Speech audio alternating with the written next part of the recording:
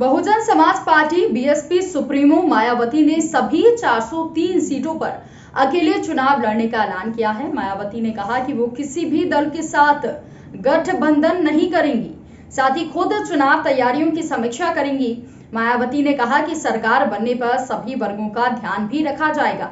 BJP पर निशाना साधते हुए उन्होंने कहा कि केंद्र सरकार जातिवार जनगणना की मांग की अनदेखी कर रही है, तो वहीं योगी सरकार के लिए कहा कि वो मुसलमानों के साथ सौतेला व्यवहार कर रही है, उनमें डर पैदा कर रही है। एक सवाल के जवाब में मायावती ने कहा कि बीएसपी अकेले अपने बूते पर 403 सीटों पर पूरी दमदारी से चुनाव लड़ेगी और 2007 की तरह पूर्ण बहुमत से हमारी पार्टी सत्ता में आएगी।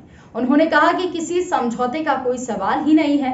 मायावती ने बीजेपी पर मुसलमानों के साथ अन्याय करने का भी आरोप लगाया और कहा कि बीजेपी की प्रदेश सरकार से मुस्लिम समाज दुखी है और इनकी तरक्की बंद है।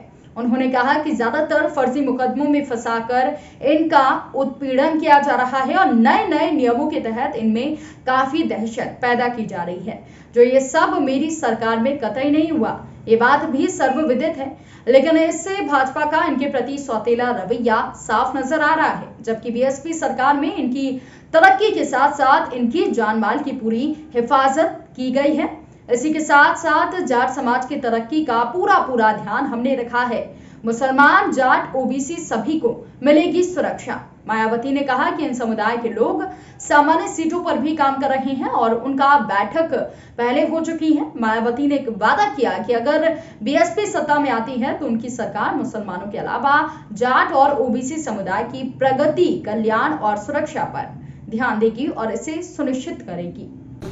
अलग से इन वर्गों के अन्य लोगों को भी लगाया हुआ है, जिनकी मैं पिछले महीने समीक्षा कर चुकी हूँ। लेकिन आज ऐसी विधानसभा की सीटों पर लगे जिन पदाधिकारियों को बुलाया गया है, ये सभी पदाधिकारी पिछले कई महीनों से अपने अपने क्षेत्र में इस कार्य में पूरे दिन जान से लगे हैं और आज मेरे खुद के द्वारा इनके कार्यों की गहन समीक्षा करने के लिए ही इन्हें प्रदेश कार्यालय लखनऊ में बुलाया गया है।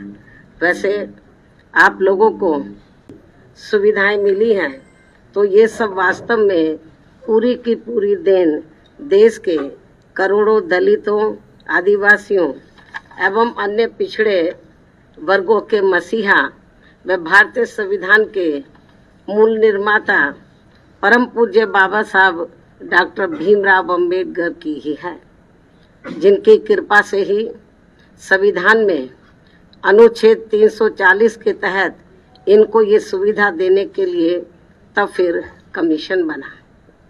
लेकिन इस मामले में अति दुख की बात ये भी रही है कि केंद्र में रही आजादी के उत्तर प्रदेश में शिक्षक पात्रता परीक्षा 2021 का रविवार को पेपर इंटरनेट मीडिया पर वायरल होने के मामले में सीएम योगी आदित्यनाथ की कार्यवाही जारी है। परीक्षा निरस्त करने और मामले की जांच उत्तर प्रदेश एसटीएफ को सौंपने के बाद सरकार ने एक और बड़ा एक्शन लिया है। उत्तर प्रदेश शिक्षक पात्रता परीक्षा 2021 का पेपर वायरल होने के मामले में योगी आदित्यनाथ सरकार ने परीक्षा नियामक प्राधिकारी संजय उपाध्याय को निलंबित कर दिया है। संजय उपाध्याय पर ही इस परीक्षा के आयोजन की जिम्मेदारी थी।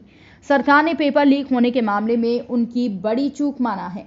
निलंबन की अवधि में संजय उपाध्याय को लखनऊ में उत्तर प्रदेश बेसिक शिक्षा निदेशक के कार्यालय से संबद्ध किया गया है।